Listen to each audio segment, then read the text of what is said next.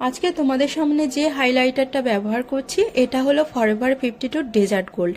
Reasonable প্রাইজের মধ্যে ভীষণ ভালো একটা হাইলাইটার প্যালেট। আর এই প্যালেটের মধ্যে 4টে শেড অ্যাভেলেবেল আছে।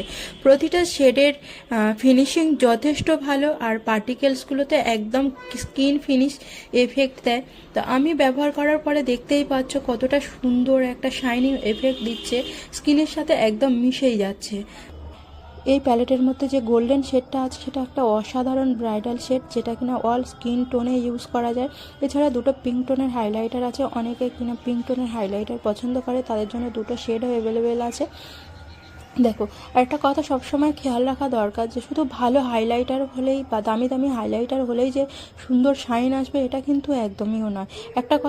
একটা কথা খেয়াল রাখা দরকার যে সেটা কম দামি হাইলাইটার হোক আর দামি হাইলাইটার হোক, ব্যবহার পদ্ধতি যদি সঠিক না হয় তাহলে প্রপার শাইন কখনো পাওয়া সম্ভব নয়। তাই বলছি, সঠিক হাইলাইটারটা যেমন চেনা দরকার তেমনই তার সঙ্গে সঙ্গে ব্যবহারের সঠিক নিয়মটাও জানা দরকার।